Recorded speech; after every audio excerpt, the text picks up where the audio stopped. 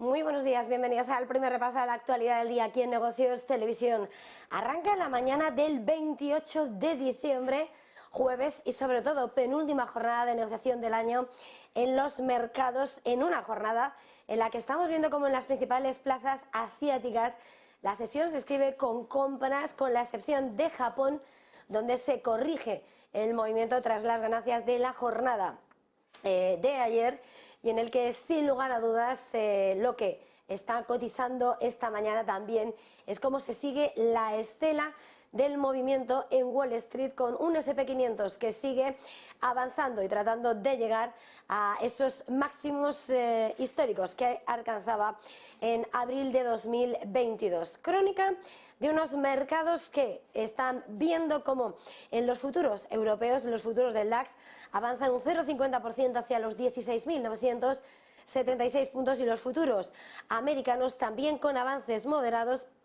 y viendo relativamente contenido ese precio del petróleo, el Brent en $79,70 el barril y el West Texas en los $74,20. Todo esto, por supuesto,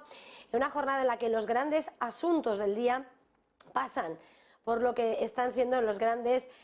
asuntos que escriben esa crónica económica, geoeconómica y geopolítica que están escribiendo los actores, y que miran por una parte a las inversiones y a las grandes tensiones que están dibujando el momento en el tablero internacional,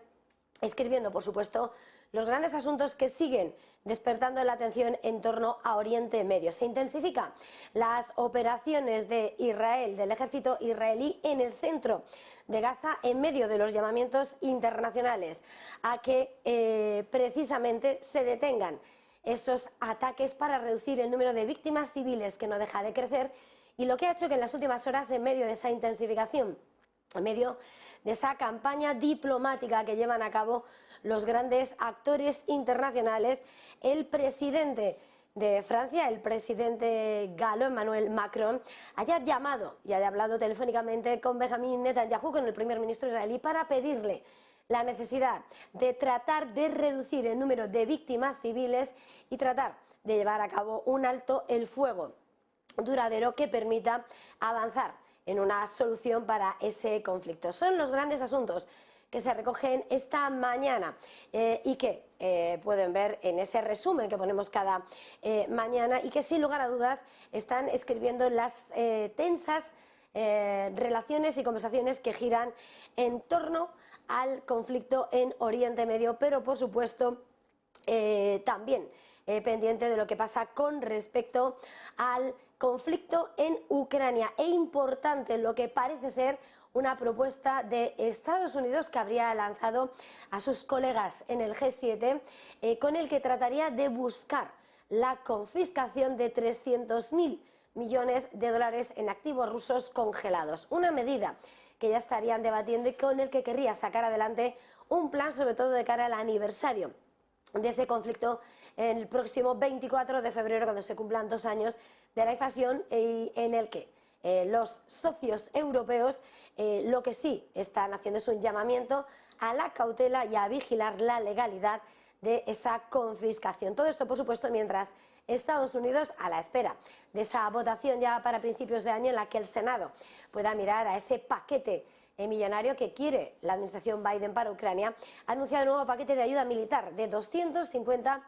millones de dólares, y junto con estos grandes asuntos que escriben la crónica internacional, una crónica que se escribe además con ese acercamiento entre Rusia e India, una colaboración armamentística y estratégica que ha puesto sobre la mesa incluso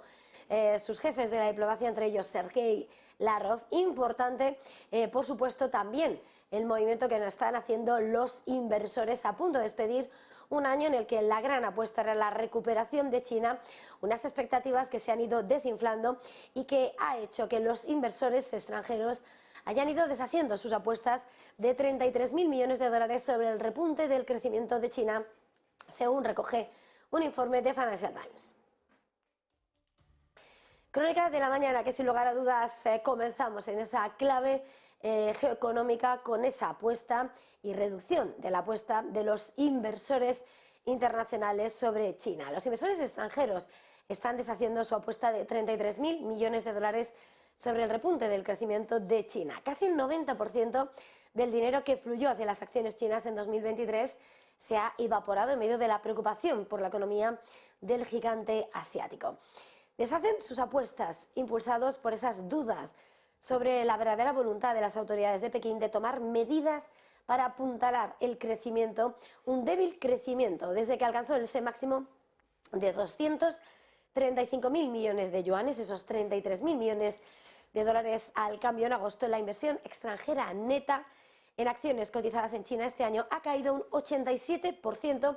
a solo 30.700 millones de yuanes, según los cálculos de Financial Times, que están en datos del Plan del Comercio de Hong Kong. Y, por supuesto, pendientes de los grandes asuntos que escribe la crónica internacional, las fuerzas israelíes continúan e intensifican sus ataques en el centro de Gaza por tierra, mar y aire, mientras las autoridades palestinas han informado de nueva docena de fallecidos en esos ataques, y la Agencia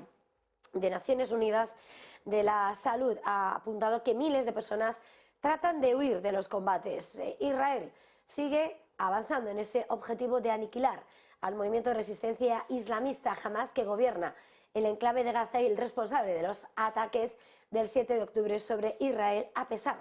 de esos llamamientos internacionales para un alto el fuego y un alivio de la crisis humanitaria. Aviones israelíes han llevado a cabo 3 ataques en Al-Nuseirat, en el centro de Gaza, donde se han cobrado la vida de 7 personas, y Naciones Unidas señala que su personal está siendo testigo de cómo decenas de miles de personas huyen de los fuertes ataques de Han Yunis, una de esas grandes ciudades de Gaza, y de la zona en burros o automóviles. Además, se construyen refugios improvisados a lo largo de la carretera. Y en el frente diplomático, donde la presión internacional sobre Israel sigue aumentando, el presidente francés Emmanuel Macron ha hablado por teléfono con el primer ministro israelí Benjamin Netanyahu en las últimas horas. Una conversación en la que le ha instado y urgido a la necesidad de trabajar hacia un alto el fuego duradera con la ayuda de socios regionales e internacionales. E insta a proteger a la población civil en la franja de Gaza y trabajar para lograr ese cese definitivo de las hostilidades entre las partes. Según el comunicado del Elíseo, el presidente galo ha trasladado su profunda preocupación por el elevado número de víctimas civiles y la situación de emergencia humanitaria y sanitaria absoluta que se enfrenta en la población civil en Gaza. Y mirando a otros conflictos, importante lo que está siendo la respuesta de Occidente, a la cabeza de Estados Unidos, en represalia por esa guerra de Rusia en Ucrania. Estados Unidos ha propuesto a sus socios en el marco del G7 un plan con el que explorar vías para confiscar 300.000 millones de dólares en activos rusos congelados, mientras los aliados se apresuran por acordar un plan de cara a ese segundo aniversario de la invasión por parte de Moscú, que tendrá lugar el próximo mes de febrero. De momento no se ha tomado ninguna decisión y el tema sigue despertando tensos debates en el seno de la Unión Europea, según Financial Times, un tema que habría sido discutido, por cierto, este mes tanto por los ministros de Finanzas del G7 como por sus adjuntos. Estados Unidos, respaldado por Reino Unido, Japón y Canadá, han propuesto avanzar con ese trabajo preparatorio para que las opciones están listas para una posible reunión de los líderes del G7 en torno al 24 de febrero, cuando se cumpla el segundo aniversario de la invasión. Los 3 grupos de trabajo propuestos por Washington examinarían cuestiones legales en torno a la confiscación, como el método para aplicar la política, mitigar los riesgos y opciones sobre cómo canalizar mejor el apoyo a Ucrania. Al mismo tiempo, entre Europa, Alemania, Francia e Italia muestran sus reservas a estas medidas y la necesidad de elevar cuidadosamente la legalidad, de evaluarla, de la confiscación de activos de Moscú. Importante a esta hora también lo que son los nuevos pasos de Estados Unidos en su intento por seguir manteniendo su firme apoyo al gobierno de Kiev mientras enfrenta los ataques rusos. Estados Unidos va a proporcionar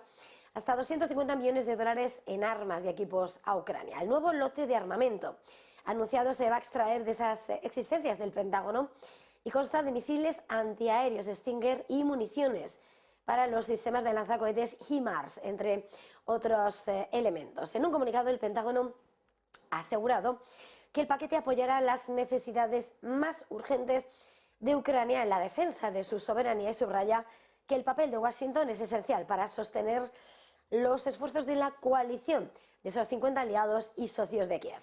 El lote de armamento podría ser el último de este año, ya que la partida de 110.000 millones de dólares para Ucrania, Israel y otras necesidades de seguridad nacional está bloqueado, recordemos, en el Capitolio por los republicanos que piden acordar primero medidas contra la migración ilegal por la frontera sur de los Estados Unidos.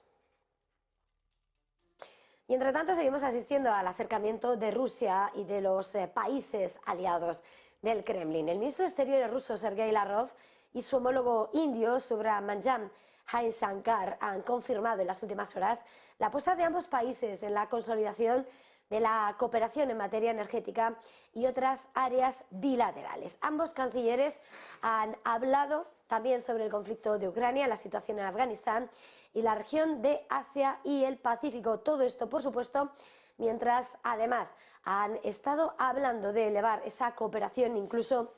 a lo que va a ser el apoyo armamentístico y que es uno de esos asuntos que más despierta la atención y que sin lugar a dudas está siendo vertebral y constata así el acercamiento mientras Moscú y Nueva Delhi están planeando esa cooperación más estrecha en materia de armamento y que ha señalado ambos responsables de la diplomacia apuntando a que la cooperación contribuiría a la seguridad estratégica en Eurasia. Y más asuntos que nos hacen mirar a otras cuestiones de calado más económico y que están mirando sin lugar a dudas a protagonistas de lo que es la evolución del mercado y a esta hora en concreto mirando al sector de la automoción, porque los vehículos autónomos podrían circular por algunas carreteras del Reino Unido en torno a 2026. Lo ha dicho en las últimas horas el ministro de Transporte británico, Mark Harper, en una entrevista a la BBC Radio. Probablemente dice que para entonces, para ese 2026, la población y la gente y ciudadanos empieza a ver algunos elementos de estos coches que tienen plena capacidad de conducción autónoma. Dice que será esa inserción de forma gradual, por lo que habrá empresas que lo implementarán en ciertos lugares. El ministro apunta que la legislación sobre esos vehículos automatizados entraría en vigor para finales de 2024 debido a que en este momento ya está en trámite parlamentario. En cuanto a las dudas más importantes que giran en torno a la seguridad sobre estos vehículos autónomos de conducción autónoma, el ministro ha asegurado que esta tecnología es una tecnología con potencial para mejorar la seguridad vial. Y por supuesto, si miramos a los nombres propios esta mañana, tenemos que hacernos eco de Apple, del gigante norteamericano, del gigante de la manzana, que va a poder seguir vendiendo sus relojes de última generación, esos relojes inteligentes, esos Apple Watch en Estados Unidos, después de que el Tribunal de Apelaciones haya emitido una suspensión provisional de la prohibición para su venta. Sus tiendas minoristas volverán a ofrecer los Apple Watch Serie 9 y Ultra 2 a partir de este jueves a mediodía hora del Pacífico. La Comisión del Comercio Internacional de los Estados Unidos había fallado previamente a favor de Máximo en un caso de infracción de patentes. El fabricante de dispositivos médicos asegura que los dispositivos para la medición de la saturación del oxígeno en sangre disponibles en algunos de esos modelos de relojes de Apple eran propios de la empresa y no del gigante de Cupertino. La retirada de estos productos de las tiendas oficiales y de la web el 21 de diciembre habría acarreado a Apple pérdidas en ventas de 17.000 millones de dólares. Y un asunto más, porque el diario estadounidense The New York Times ha demandado a Microsoft y a OpenAI por infracción de derechos de autor. Según la publicación, se usaron millones de artículos del New York Times para entrenar a esos chatbots automatizados que ahora compiten con el medio de comunicación. The New York Times se ha convertido en el primer medio importante que demanda a esta empresa por su IA. La demanda se ha producido después de que en abril se produjesen conversaciones entre las dos partes que no condujeron a un acuerdo. El texto legal no incluye una compensación monetaria concreta, pero pide que los acusados sean considerados responsables de miles de millones de dólares en daños legales y reales. Y con todo esto hacemos una pequeña pausa para publicidad y enseguida volvemos.